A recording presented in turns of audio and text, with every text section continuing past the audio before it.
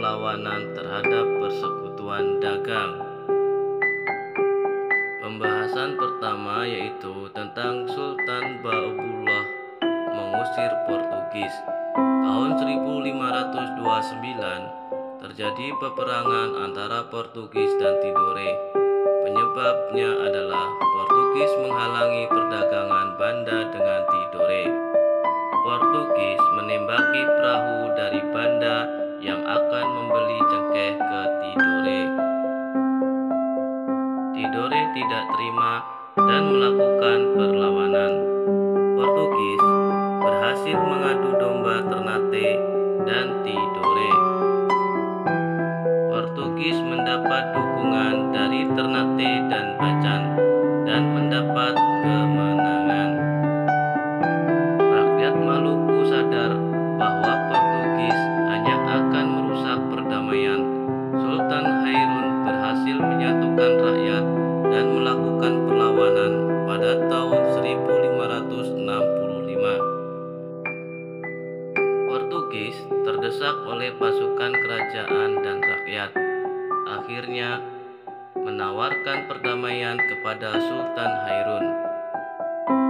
Pada tahun 1570 di benteng Sao Paulo terjadi perundingan antara Sultan Hairun dan Portugis. Portugis ternyata menangkap dan membunuh Sultan Hairun pada saat perundingan. Kelicikan Portugis menimbulkan kemarahan rakyat Maluku. Sultan Ba'abullah, putra Sultan Hairun, melanjutkan perjuangan dan memimpin perlawanan terhadap Portugis.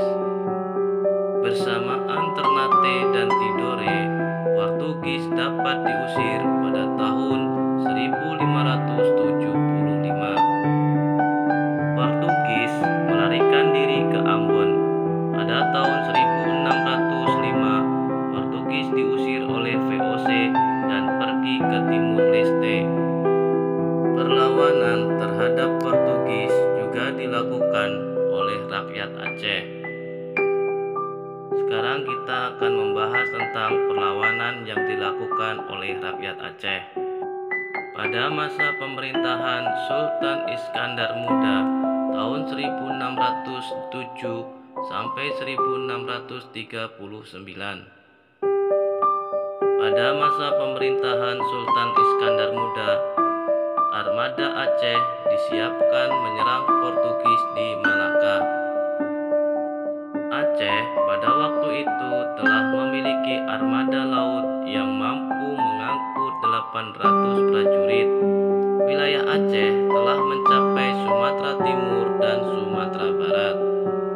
Pada tahun 1629, Aceh berusaha menaklukkan Portugis tapi gagal. Meskipun demikian, Aceh tetap berdiri sebagai kerajaan yang merdeka. Sultan Hasanuddin mendapat julukan ayam jantan dari timur karena kegigihannya dalam melawan Belanda. Sultan Hasanuddin merupakan raja dari kerajaan Goa di Sulawesi Selatan. Saat kerajaan Goa, Sultan Hasanuddin dan kerajaan Bone Arupalaka terjadi selisih paham. VOC memanfaatkan dengan mengadu domba kerajaan tersebut. VOC memberi dukungan kepada kerajaan Bone sehingga kerajaan Bone memenangkan peperangan tahun 1666. Sultan Hasanuddin dipaksa menandatangani perjanjian Bungaya pada tanggal 18 November 1667. Isi perjanjian Bungaya tersebut adalah: 1. Belanda memperoleh monopoli dagang rempah-rempah. 2. Belanda mendirikan benteng pertahanan di Makassar. 3. Makassar harus melepaskan daerah kekuasaan di luar Makassar. 4. Arupalaka diakui sebagai Raja Bone. Dampak perjanjian Bungaya Maya membuat kekuasaan Goa menjadi berkurang.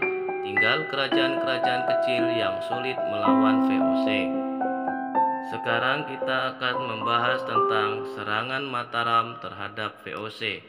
Awalnya, Belanda dan Mataram memiliki hubungan yang cukup baik. Belanda diizinkan mendirikan benteng gudang untuk kantor dagang di Jepara pada tahun 1615. Belanda juga memberikan 2 meriam kepada Mataram. Perselisihan Belanda dan Mataram terjadi karena Belanda nafsu monopoli di Mataram. Pada tanggal 8 November 1618, Gubernur Jenderal John Pieterszoon memerintahkan Van der Morsch menyerang Jepara. Mataram mengalami kerugian yang sangat besar. Penyerangan di Jepara memperuncing perselisihan Belanda dan Mataram. Sultan Agung mempersiapkan penyerangan VOC di Batavia. Serangan pertama tahun 1628, pasukan Mataram yang dipimpin Tumenggung Baurekso tiba di Batavia pada tanggal 22 Agustus 1628. Kemudian disusul pasukan Tumenggung Suro Agul-Agul dan Kiai Dipati Madurejo dan Upasanta. Penyebab kegagalan serangan Mataram yaitu 1. Kurangnya perbekalan, 2. Persiapan yang kurang matang, 3. Persenjataan Belanda lebih modern.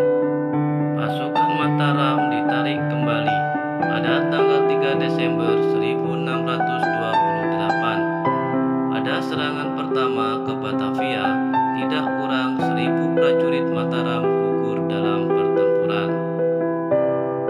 Mataram segera mempersiapkan penyerangan kedua dipimpin oleh Kiai Adipati Jumina, Kiai Adipati Puger, dan Kiai Adipati Purbaya.